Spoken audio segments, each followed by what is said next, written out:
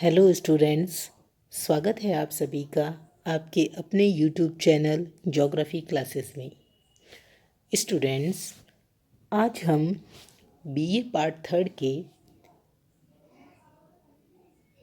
Second question paper विश्व का प्रादेशिक भूगोल के अंतर्गत एशिया महाद्वीप के आर्थिक आधार कृषि के बारे में पढ़ेंगे। स्टूडेंट्स, आइए बात करते हैं एशिया महाद्वीप में कृषि व्यवस्था की। कृषि एशिया महाद्वीप का प्राचीन व्यवसाय रहा है। आज भी एशिया महाद्वीप की अधिकांश जनसंख्या जो है वो कृषि के कार्यों में लगी हुई है। कृषि के विकास के इतिहास को देखें तो यह स्पष्ट होता है कि विश्व में सबसे पहले कृषि का विकास इसी महाद्वीप से शुरू हुआ था। हुआंगहो, गंगा, सिंधु, दजला और फरात नदियों की घाटियों में की जाने वाली प्राचीनतम कृषि पद्धतियाँ इस बात को यह सिद्ध करती है कि एशिया ही कृषि का जन्म स्थान रहा है। सभ्यता के विकास और वैज्ञानिक आविष्कारों के साथ साथ कृषि के क्षेत्र में बड़े विकास हुए हैं। प्रारंभिक कृषि का जो रूप है वो आदिम कृषि के रूप में था, जबकि आधुनिक कृषि का रूप बहुत अधिक विस्तृत हो चुका है। एशिया महाद्वीप की कृषि की प्रमुख विशेषताएं। स्टूडेंट्स, एशिया महाद्वीप में निम्न प्रकार की कृषि की विशेषताएं पाई जाती है। इस महाद्वीप में खाद्यान्न फसलों की प्रधानता है, क्योंकि आप सभी को पता है कि विश्व जनसंख्या का अधिकांश भाग एशिया महाद्वीप में निवासित है। तो इस जनसंख्या का पेट भरने के लिए एशिया महाद्वीप में खाद्यान्न फसलों की प्रधानता होना कोई बड़ी बात नहीं है। दूसरा है प्रति हेक्टेयर उत्पादन कम होना, क्योंकि इसका भी यही कारण है कि यहाँ पर जनसंख्या अधिक पाई जाती है। वातावरण पर अधिक निर्भर है, क्योंकि एशिया महाद्वीप अन्य महाद्वीपों की अपेक्षा आर्थिक रूप से पिछड़ा हुआ है। कृषि पर जनसंख्या का दबाव, जैसा कि मैंने अभी आपको बताया, कृषि को प्रमुख व्यवसाय मानना, क्योंकि आर्थिक रूप से पिछड़ापन है, इसी कारण अधिकांश जनसंख्या जो है वो कृषि कार्यों में लगी हुई है। मानवीय श्रम की प्रधानता और अल्प मशीनीकरण है। एशिया महाद्वीप में कृषि की पद्धतियाँ। एशिया में की जाने वाली कृषि कई प्रकार के भौगोलिक कारकों, उच्चावच, भूमि की उपलब्धता, जलवायु, मृदा, जनसंख्या, आर्थिक कारकों तथा तकनीकी विकास के द्वारा प्रभावित होती है। इन कारकों की स्थानिक भिन्नता के कारण ही एशिया के विभिन्न क्षेत्रों में अनेक प्रकार की कृषि पद्धतियाँ पाई जाती हैं। आइए हम बात करते हैं एशिया महाद्वीप की कुछ प्रमुख कृषि पद्धतियों के बारे में। पहली है चलवासी पशु चारण। इसमें अरब का मरुस्थल और मध्य एशिया का जो शुष्क प्रदेश है उसे शामिल किया जाता है। यहाँ की भौगोलिक दुर्गहता ने मानव समुदाय को इस प्रकार के जीवन यापन के लिए, यानी चलवासी पशु चारण के लिए बाध्य किया है, निर्भर बनाया है। इस भाग की, इस क्षेत्र की जो भौगोलिक वातावरण है वो इस प्रकार का है कि मनुष्य चाहते हुए भी कोई और कार्य नहीं कर सकता सिवाय जलवासी पशु चारण के। दूसरी है स्थानांतरित कृषि। दक्षिणी पूर्वी एशिया में Indonesia, Borneo, Philippines, Burma, Thailand, Sri Lanka, Bharat, चीन, इन देशों के उत्तरी पूर्वी भाग में जीवन निर्वाह हेतु इस प्रकार की कृषि की जाती है। गहन निर्वाह कृषि। गहन निर्वाह कृषि ऐसी कृषि पद्धति है जो कि सीमित भूमि तथा अधिक जनसंख्या वाले प्रदेशों में की जाती है। इस प्रकार की कृषि व्यवस्था में खाद्यान्न फसलों का उत्पादन स्थानीय उपभोग के लिए किया जाता है। इन क्षेत्रों में उत्तरी चीन, मंचूरिया, उत्तरी कोरिया, उत्तरी जापान और भारत आदि मुख्य हैं। यह कृषि जो है गहन निर्वाह कृषि, ये दो प्रकार की होती है। चावल प्रधान गहन निर्वाह कृषि और चावल विहीन गहन निर्वाह कृषि, यानी वे भाग जहाँ चावल की फसल प्रमुख रूप से प्राप्त की जाती है और वे भाग जहाँ चावल की फसल प्रमुख रूप से प्राप्त नहीं की जाती है। फिर आती है बागाती कृषि या बागवानी कृषि। इस प्रकार की कृषि एशिया के दक्षिणी तथा पूर्वी भागों में की जाती है। यहाँ पर चाय, नारियल, कहवा, रबर, कोको, केला आदि के बागान लगाए जाते हैं। पांचवी है भूमध्य सागरीय कृषि। भूमध्य सागरीय जलवायु वाले प्रदेशों में इस प्रकार की कृषि की जाती है। इस प्रकार की कृषि Syria, Lebanon, Turkey, Israel, Jordan तथा इराक आदि देशों में की जाती है। इस प्रकार की भूमध्य सागरीय कृषि को विश्व की फलोद्यान भूमि के नाम से भी जाना जाता है। भूमध्य सागरीय कृषि जो है वो खट्टे और रसदार फलों के लिए प्रसिद्ध है। आइए अब बात करते हैं एशिया में कृषि के अंतर्गत प्राप्त की जाने वाली फसलों के बारे में। स्टूडेंट्स, कृषि किसी भी देश की आधारशिला होती है। पूरे विश्व में लगभग 4 लाख वर्ग किलोमीटर क्षेत्र पर कृषि की जाती है। आप सभी को पता है कि कृषि के अंतर्गत विभिन्न प्रकार की फसलें बोई जाती है। इन फसलों को हम निम्न भागों में वर्गीकृत कर सकते हैं। पहली है खाद्यान्न फसलें, जिसके अंतर्गत कुछ उदाहरण हैं गेहूँ, चावल, मक्का इत्यादि। नगदी फसलें यानी व्यापारिक फसलें जिन्हें कहा जाता है, जिसके अंतर्गत आते हैं मसाले, गन्ना, तंबाकू।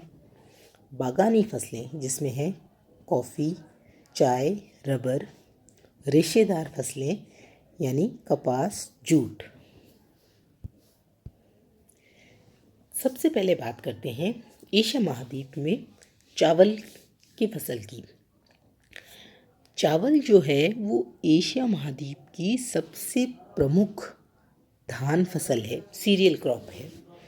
पूरे विश्व में 90% चावल दक्षिण एशिया में पैदा किया जाता है।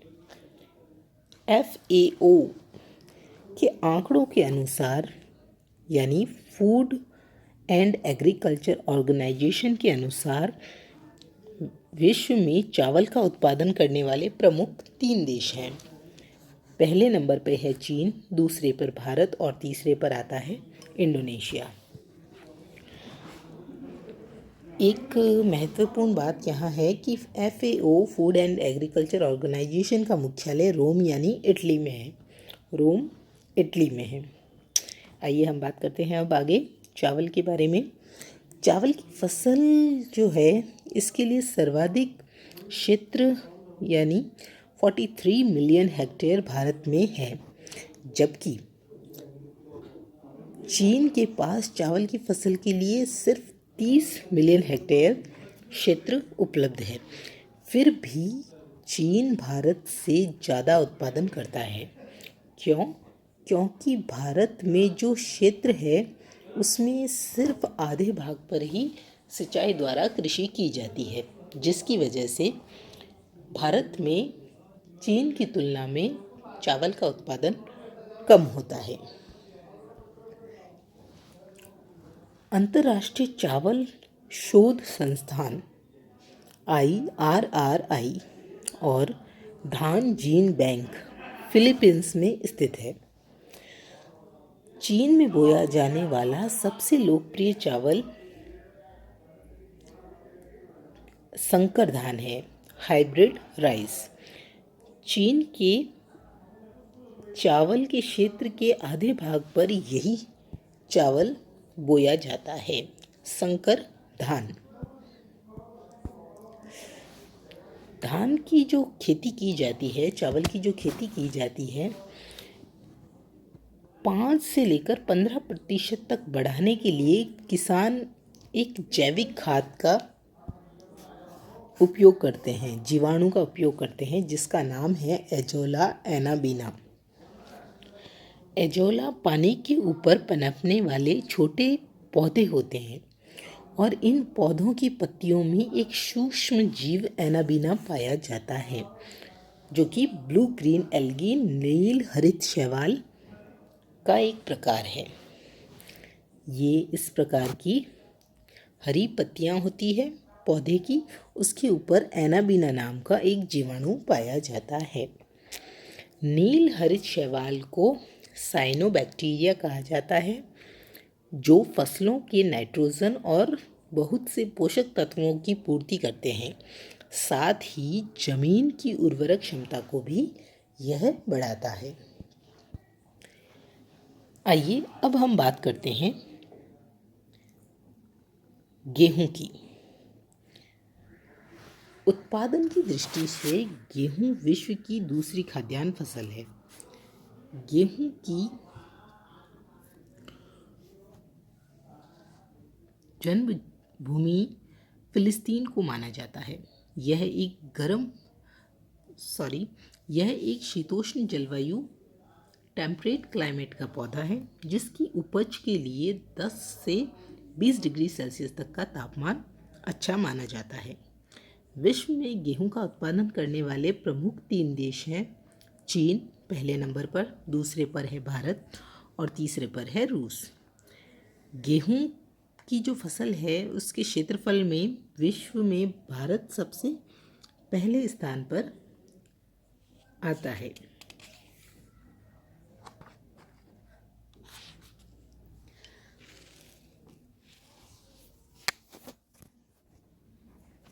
दूसरी फसल आती है मक्का। गेहूं और चावल के बाद मक्का विश्व की तीसरी प्रमुख खाद्यान्न फसल है। मक्का यूं तो एक अमेरिकन पौधा है और विश्व में मक्के का लगभग 50% उत्पादन अकेले USA में किया जाता है। मक्का का जो जन्म स्थान है वो मैक्सिको को माना जाता है। इसके उत्पादन करने वाले 3 प्रमुख देश हैं। USA पहले नंबर पर, दूसरे पर है चीन और तीसरे पर है ब्राज़ील। USA में मक्का उत्पादन का सबसे ज़्यादा मक्का उत्पादन होने के बावजूद भी मक्का जो है वो मध्य अफ्रीका के देशों में प्रमुख रूप से भोजन के रूप में उपयोग किया जाता है। अगली फसल आती है गन्ना। विश्व में कुल चीनी यानी शक्कर का उत्पादन 60 से 70% जो है वो गन्ने की फसल से प्राप्त किया जाता है। भारत को गन्ने की जन्मभूमि माना जाता है। विश्व में 3 प्रमुख देश गन्ना उत्पादन में हैं। पहले नंबर पर ब्राज़ील, दूसरे पर है चीन, दूसरे पर है भारत और तीसरे पर है चीन। थाईलैंड चीनी का उत्पादन सबसे ज़्यादा अपने जितना भी उत्पादन होता है उसमें सबसे ज़्यादा निर्यात करता है 82%। क्यूबा जो है उसमें गन्ना उत्पादन प्रमुख रूप से होता है जिससे चीनी प्राप्त की जाती है, और इसे यानी क्यूबा को विश्व में चीनी का कटोरा यानी शुगर बॉल कहा जाता है। फिर आती है चुकंदर। चीनी का कुल उत्पादन की 30 से 40% भाग चुकंदर से प्राप्त किया जाता है। चुकंदर से चीनी बनाने की प्रक्रिया सबसे पहले जर्मनी में विकसित हुई थी। चुकंदर के प्रमुख उत्पादक देश हैं रूस, फ्रांस और जर्मनी। यूक्रेन देश में संपूर्ण चीनी चुकंदर से प्राप्त की जाती है। अगली फसल आती है कपास। स्टूडेंट्स, व्यापारिक फसलों में कपास की कृषि बहुत ही अधिक महत्वपूर्ण है। कपास को एशिया का मूल पौधा माना जाता है। इसकी कृषि जो है इसके लिए 30 डिग्री सेल्सियस तक तापमान आवश्यक होता है और 50 सेंटीमीटर तक वर्षा आवश्यक होती है।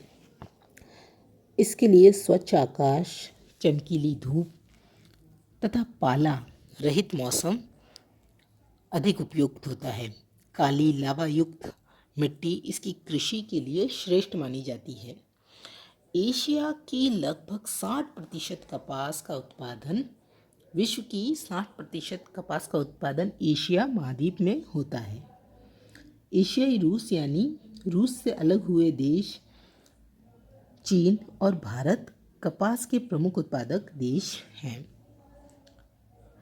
रेशों की लंबाई के अनुसार कपास को 2 प्रमुख भागों में बांटा जा सकता है। एक है छोटे रेशे वाली कपास, दूसरी है मध्य रेशे वाली कपास। छोटे रेशे वाली कपास, इसमें कपास की जो रेशे की लंबाई होती है वो 2.5 सेंटीमीटर तक होती है। इस प्रकार की कपास का उत्पादन भारत और चीन में प्रमुख रूप से किया जाता है। फिर है मध्य रेशे वाली कपास। इसमें कपास के रेशे की लंबाई 3.75 से 5 सेंटीमीटर तक होती है। विश्व की जो अधिकांश कपास है इसी प्रकार की है और इस प्रकार की कपास का उत्पादन नील नदी से लगे देशों में और मिस्र में प्रमुख रूप से किया जाता है। इसे मिस्र की कपास भी कहा जाता है यानी वाइट गोल्ड कहा जाता है। इसके प्रमुख उत्पादक देश हैं चीन, भारत और यूएसए। प्रति हेक्टेयर कपास के उत्पादन में ऑस्ट्रेलिया पहले स्थान पर आता है।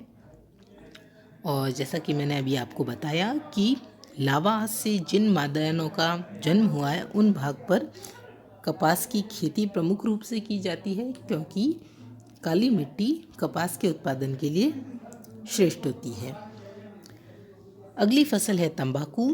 तंबाकू की खेती के लिए हाई टेम्परेचर रिक्वायर्ड होता है। फूड एंड एग्रीकल्चर ऑर्गेनाइजेशन के अनुसार तंबाकू का उत्पादन करने वाले प्रमुख 3 देश हैं चीन, भारत और ब्राज़ील। रबर की फसल। रबर एक बागवानी फसल है जिसे लैक्टस के पेड़ के रस से प्राप्त किया जाता है। इसका सबसे अधिक उत्पादन दक्षिण पूर्व एशिया में थाईलैंड, इंडोनेशिया और मलेशिया में किया जाता है। थाईलैंड, इंडोनेशिया और वियतनाम इसके प्रमुख 3 उत्पादक देश हैं। अमेरिका जो है वो रबर का प्रमुख आयातक देश है, इंपोर्ट करने वाला देश है। सबसे ज़्यादा रबर की खेती इंडोनेशिया में की जाती है। रबर की खेती का मूल स्थान दक्षिण अमेरिका की अमेज़न घाटी को माना जाता है। कहवा, कॉफ़ी। अफ्रीका के इथोपिया को कॉफ़ी का जन्मदाता कहा जाता है, इम्पॉर्टेंट है। कॉफ़ी की विश्व में 3 प्रमुख किस्में पाई जाती हैं। पहली है लाइबेरिया, दूसरी है अरेबिका और तीसरी है रोबस्टा। इन तीनों में अरेबिका कॉफ़ी जो है वो सबसे उत्तम मानी जाती है। रोबस्टा कॉफ़ी इसका उत्पादन भारत और अफ्रीका में सबसे अधिक किया जाता है। इसके प्रमुख 3 उत्पादक देश हैं ब्राज़ील, वियतनाम और कोलंबिया। कुछ प्रमुख नोट्स की बात करें तो यूएस के हवाई शहर में उत्पन्न होने वाली कॉफ़ी को कोना कॉफ़ी कहा जाता है। इम्पॉर्टेंट है। ब्राज़ील में जहाँ बहुत अधिक कॉफ़ी प्लांटेशन होता है यानी कॉफ़ी के बागान पाए जाते हैं, उन्हें फेजेंडा कहा जाता है। श्रीलंका में कॉफ़ी की खेती को लीफ जस्ट यानी पर्ण कीट रोग के कारण कुछ समय के लिए बंद कर दिया गया है। अगली फसल आती है चाय। चीन का चाय का जन्मदाता कहा जाता है और चाय जो है वो एक बागानी कृषि के अंतर्गत की जाती है उत्पन्न। इसके प्रमुख 3 उत्पादक देश हैं चीन, भारत और केन्या। यहाँ ध्यान देने वाली बात है कि चीन का सबसे बड़ा निर्यातक देश केन्या है। चाय का सबसे बड़ा निर्यातक देश है केन्या। चाय में थाइमिन, कैफीर और टैनिन तत्वों की उपस्थिति होती है। ग्रीन टी के उत्पादन में ब्राज़ील सबसे पहले स्थान पर आता है। अगली फसल है कोकोआ। कोको नाम के पेड़ के फलों से प्राप्त बीजों को कोकोआ कहते हैं। कोकोआ का सर्वाधिक उत्पादन करने वाले देश हैं आइवरी कोस्ट, जो कि अफ्रीका महाद्वीप में है। अगला है घाना और इंडोनेशिया। व्यापारिक फसलों के अंतर्गत है जूट। जूट एक रेशेदार फसल है जिसका सबसे अधिक उत्पादन बांग्लादेश, भारत और थाईलैंड में किया जाता है। विश्व के सबसे 3 बड़े जूट के उत्पादक देश हैं भारत, बांग्लादेश और चीन। विश्व का सर्वाधिक जूट उत्पादक क्षेत्र जो है वो है गंगा ब्रह्मपुत्र डेल्टाई मैदान। जूट उत्पादन देशों में सबसे अधिक प्रति हेक्टेयर जूट का उत्पादन बांग्लादेश के अंतर्गत किया जाता है। मसाले के उत्पादन में भी पहले नंबर पर भारत और दूसरे नंबर पर बांग्लादेश आता है। कुछ अन्य फसलों की बात करें स्टूडेंट्स तो यहाँ है ज्वार। ज्वार सबसे अधिक उत्पादन नाइजीरिया, यूएसए और भारत में किया जाता है। मूंगफली का उत्पादन चीन, भारत और ऑस्ट्रेलिया में किया जाता है। दलहन यानी दालों का सबसे अधिक उत्पादन भारत, रूस और ऑस्ट्रेलिया में किया जाता है। और अंतिम कहें फसल सोयाबीन, तो सोयाबीन का उत्पादन यूएसए, ब्राज़ील और अर्जेंटीना में किया जाता है। तो स्टूडेंट्स, आज हमने एशिया महाद्वीप